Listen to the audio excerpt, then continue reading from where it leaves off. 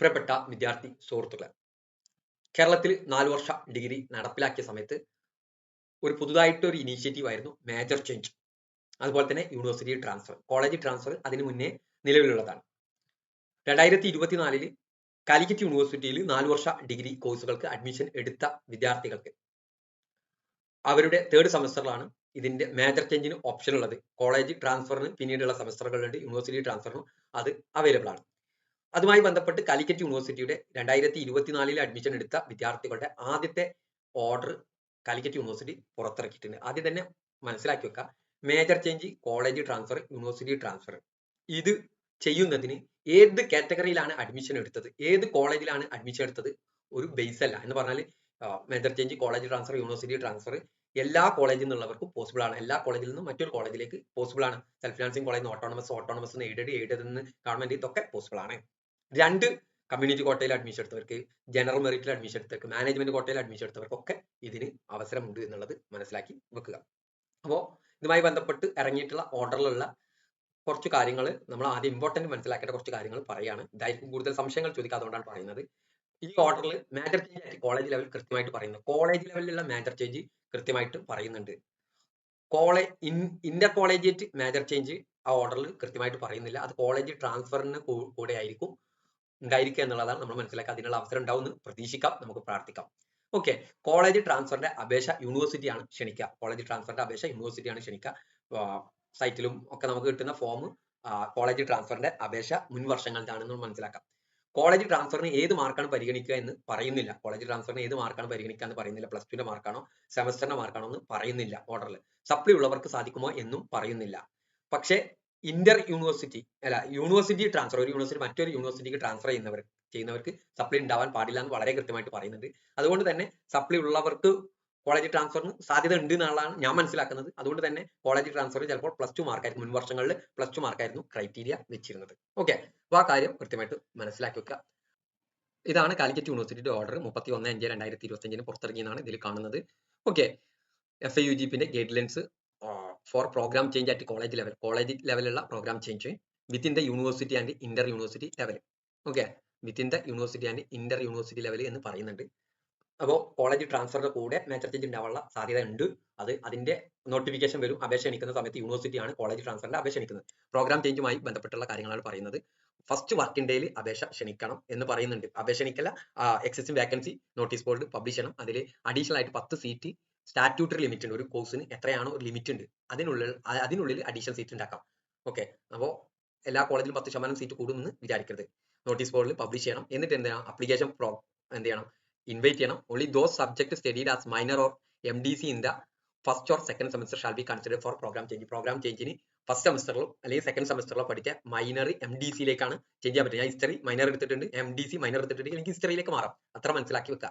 Okay, നിങ്ങൾ ഏതാണോ minor എടുത്ത്, നിങ്ങൾ ഏതാണോ MDC എടുത്ത്, മൈനർ ഏതെങ്കിലും ഒരു സെമസ്റ്ററിൽ ഒന്ന് എടുത്താൽ മതി.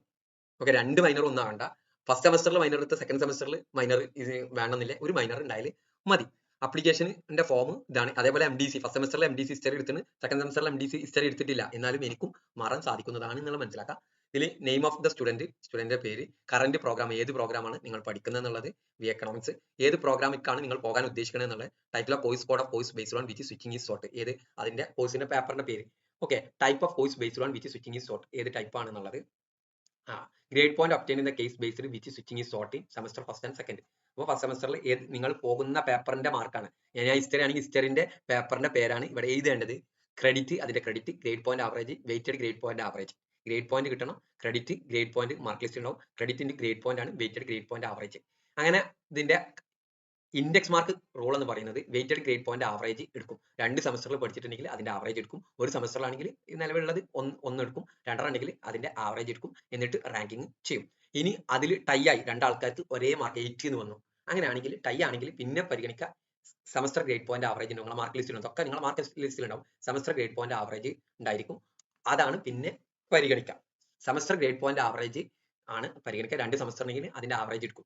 ഇനി അതിലും ടൈ ആയി, രണ്ടാമത്തെ ടൈ, മൂന്നാമത്തെ എടുക്കുക. എക്സ്റ്റേണൽ എക്സാമിനേഷന്റെ മാർക്ക്, ഇതൊന്നും നമ്മൾ എഴുതി കൊടുക്കേണ്ട, അതൊക്കെ അവർക്ക് ലഭിക്കുന്നതാണ്. കോളേജ് അധികൃതർക്ക് ഇതൊക്കെ ലഭിക്കും. എക്സ്റ്റേണൽ എക്സാമിനേഷന്റെ മാർക്കിൽ അതിന്റെ ആവറേജ് എടുക്കും. ഏതിന്റെ, ഞാൻ ഹിസ്റ്ററിയിലേക്കാണ് മാർക്കാണ് മാറുന്നതെങ്കിൽ എന്റെ ഹിസ്റ്ററിന്റെ മാർക്കാണ് അവിടെ പരിഗണിക്കുക. ഓക്കെ, റാങ്ക് ലിസ്റ്റ് പ്രിപ്പയർ ചെയ്യുക കോളേജ് ആണ്. അത് കോളേജ് നോട്ടീസ് ബോർഡിൽ പബ്ലിഷ് ചെയ്യും. Eligible student shall be granted admission based on rank ലിസ്റ്റിന്റെ അടിസ്ഥാനത്തിലാണ് എലിജിബിൾ സ്റ്റുഡൻസിനെ എടുക്കുക. ഇത് അതുപോലെ തന്നെ vacancy arising due to major change shall also be filled in the same rank list. വീണ്ടും അപ്പോൾ ഞാൻ എക്കണോമിക്സ് ആണ്, ഞാൻ ഹിസ്റ്ററിയിലേക്ക് ചേഞ്ച് ചെയ്തു. ഞാൻ ഹിസ്റ്ററിയിലേക്ക് എനിക്ക് മേജർ ചേഞ്ചിലൂടെ ചേഞ്ച് വന്നാൽ എക്കണോമിക്സിൽ വീണ്ടും സീറ്റ് വേക്കൻസി വരും. എക്കണോമിക്സിൽ സീറ്റ് വേക്കൻസി വരുമ്പോൾ ആ സീറ്റ് വേക്കൻസിക്ക് നിലവിലുള്ള റാങ്ക് ലിസ്റ്റിൽ നിന്നാണ് ഇപ്പോൾ പരിഗണിക്കുക. കോളേജ് ലെവലിലുള്ള കേസിനാണ്. അഡീഷണൽ സീറ്റ് ഉണ്ടാക്കിയിട്ടുണ്ടെങ്കിൽ റിസർവേഷൻ ക്രൈറ്റീരിയ പരിഗണിക്കണം. ഓക്കെ. ഷെഡ്യൂൾഡ് ഫോർ പ്രോഗ്രാം ചേഞ്ചിന്റെ ഷെഡ്യൂൾ ഫസ്റ്റ് വർക്കിംഗ് ഡേയിൽ വേക്കൻസികൾ കോളേജ് നോട്ടീസ് ബോർഡിൽ പബ്ലിഷ് ചെയ്യണം. സെക്കൻഡ് ആൻഡ് തേർഡ് വർക്കിംഗ് ഡേയിൽ ആപ്ലിക്കേഷൻ ഫോം റിസീവ് ചെയ്യണം. സെക്കൻഡ് ആൻഡ് തേർഡ് സെമസ്റ്ററിൽ തേർഡ് വർക്കിംഗ് ഡേയിലാണ് ആപ്ലിക്കേഷൻ റിസീവ് ചെയ്യേണ്ടത്, നാളെയും മറ്റന്നാളും. ഫോർത്ത് വർക്കിംഗ് ഡേയിൽ റാങ്ക് ലിസ്റ്റ് പ്രിപ്പയർ ചെയ്ത് അത് നോട്ടീസ് ബോർഡിൽ ഡിസ്പ്ലേ ചെയ്യണം. ഫിഫ്ത്ത് വർക്കിംഗ് ഡേയിൽ completion of programme change at college ലെവലിൽ ഫിഫ്ത്ത് വർക്കിംഗ് ഡേയിൽ പ്രോഗ്രാം ചേഞ്ചിന്റെ കംപ്ലീഷൻ നടത്തണം. സിക്സ് വർക്കിംഗ് ഡേയിൽ അതിന്റെ റിപ്പോർട്ടിംഗ് യൂണിവേഴ്സിറ്റിയിലേക്ക് കൊടുക്കണം. എക്സിസ്റ്റിംഗ് വേക്കൻസിയുടെ ഡീറ്റെയിൽ ഒക്കെ അതിന്റെ കൂടെ നൽകണം. ഇനി കോളേജ് ചേഞ്ച് വിത്തിൻ ദ യൂണിവേഴ്സിറ്റിയുടെ അടിസ്ഥാനത്തിലുള്ള കോളേജ് ചേഞ്ച് ആണ്. മേജർ ചേഞ്ച് പ്രോസസ്സ് കഴിഞ്ഞാൽ നിലവിലുള്ള വേക്കൻസികൾ യൂണിവേഴ്സിറ്റിക്ക് കൈമാറണം. യൂണിവേഴ്സിറ്റി എന്ത് ചെയ്യും? ഇതിന്റെ അടിസ്ഥാനത്തിൽ വെബ്സൈറ്റിൽ അതിന്റെ ഡീറ്റെയിൽസ് പബ്ലിഷ് ചെയ്യും. യൂണിവേഴ്സിറ്റി എന്ത് ചെയ്യും? നോട്ടിഫിക്കേഷൻ ഇറക്കും. അപ്ലിക്കേഷൻ കോളേജ് ചേഞ്ചിന്റെ അപ്ലിക്കേഷന്റെ നോട്ടിഫിക്കേഷൻ ഇറക്കും. എന്നിട്ട് എന്ത് ചെയ്യും? വിദ്യാർത്ഥികളിൽ നിന്ന് അപ്ലിക്കേഷൻ സ്വീകരിക്കും. യൂണിവേഴ്സിറ്റി ഓഫ്ലൈൻ ആണോ ഓൺലൈൻ ആണോ ഒന്നും ഇതിൽ പറഞ്ഞിട്ടില്ല. എന്നിട്ട് എന്ത് ചെയ്യും? അപ്ലിക്കേഷൻ റിവ്യൂ ചെയ്യും. അതിന്റെ അടിസ്ഥാനത്തിൽ ഓരോ കോളേജിലേക്കുള്ള റാങ്ക് ലിസ്റ്റ് പബ്ലിഷ് ചെയ്യും. ആദ്യം എന്ത് ചെയ്യും? കോളേജുകൾക്ക് കൈമാറും. കോളേജ് എന്ത് ചെയ്യും? ഈ പബ്ലിഷ് ചെയ്ത റാങ്ക് ലിസ്റ്റിന്റെ അടിസ്ഥാനത്തിൽ സ്റ്റുഡന്റിന്റെ എടുത്തുനിന്ന് സർട്ടിഫിക്കറ്റ് ഒക്കെ പരിശോധിച്ച് നമ്മൾ എങ്ങനെ അഡ്മിഷൻ നടത്തല്, ആ അഡ്മിഷൻ നടപടി പോലെ അഡ്മിഷൻ നൽകും. എന്നിട്ട് എന്ത് ചെയ്യും? റിമൈനിങ് വേക്കൻസി യൂണിവേഴ്സിറ്റിക്ക് കോളേജ് കൈമാറണം. ദ അപ്ലിക്കേഷന്റെ കൂടെ തന്നെ college change must include certificate from principal of the college where the student currently enrolled stating that the student has not been involved in activities such as ragging or similar misconduct. എന്തെങ്കിലും പ്രശ്നം കോളേജിൽ ഉണ്ടാക്കിയിട്ടില്ല എന്നുള്ള letter പ്രിൻസിപ്പാളെ കയ്യിൽ നിന്ന് college ചേഞ്ചിന്റെ കൂടെ അപേക്ഷയുടെ കൂടെ കൊടുക്കണം. ഓഫ്ലൈൻ ആയിരിക്കും, അതുകൊണ്ട് തന്നെ ഓഫ്ലൈൻ ആകാനുള്ള സാധ്യതയുള്ളത്. അത് വരുന്ന സമയത്ത് നിങ്ങൾക്ക് കൈമാറും. ഓട്ടോണമസ് കോളേജും ഇതുപോലെ തന്നെ ഈ പ്രൊസീജിയർ ഫോളോ ചെയ്യണം എന്ന് പറയുന്നുണ്ട്. ഓട്ടോണമസ് കോളേജിലെ വിദ്യാർത്ഥികൾക്ക് നോൺ ഓട്ടോണമസ് കോളേജിലേക്ക് ട്രാൻസ്ഫർ ചെയ്യാം എന്ന് പറയുന്നുണ്ട്. Transfer to students from autonomous college can also apply for transfer to non autonomous college. Okay.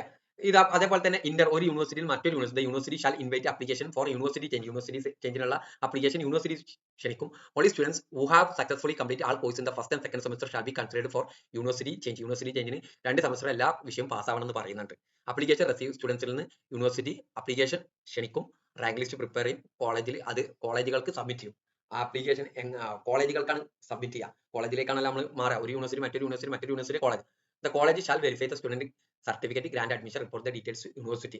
അതേപോലെ തന്നെ ഔട്ട്സൈഡ് യൂണിവേഴ്സിറ്റിയുള്ള കേരളയിലെ കുട്ടികൾക്കും അപേക്ഷകൾ കൊടുക്കാവുന്നതാണ്. അത് ബോർഡ് ഓഫ് സ്റ്റഡീസ് ചെക്ക് ചെയ്തിട്ടാണ് അതിന് അഡ്മിഷൻ ഇതിലേക്ക് ഉൾപ്പെടുത്തുക. ഓക്കെ. അതേപോലെ തന്നെ if the transfer request to any teaching department of the university then it shall be considered department council. ഏതെങ്കിലും യൂണിവേഴ്സിറ്റി ടീച്ചിങ് ഡിപ്പാർട്ട്മെന്റ് ഉണ്ടെങ്കിൽ അത് യൂണിവേഴ്സിറ്റിയാണ് കൺസിഡർ ചെയ്യുക. ഓക്കെ. യൂണിവേഴ്സിറ്റിയിലെ ഡിപ്പാർട്ട്മെന്റ് കൗൺസിലാണ് ഇത് ചെയ്യുക. The application university change must include certificate from the principal of college, head of the university teaching department. The application university change teaching department എന്നുണ്ടെങ്കിൽ പ്രിൻസിപ്പൽ ഓഫ് കോളേജ് അല്ലെങ്കിൽ head of the university teaching department where the students currently enrolled. നമ്മൾ ഒരു university മറ്റൊരു യൂണിവേഴ്സിറ്റിക്ക് പോകുമ്പോൾ principal അല്ലെങ്കിൽ department head എന്ന് പറയുന്നത് university teaching ഡിപ്പാർട്ട്മെന്റിലെ കുട്ടികൾക്കുള്ള കേസാണ്.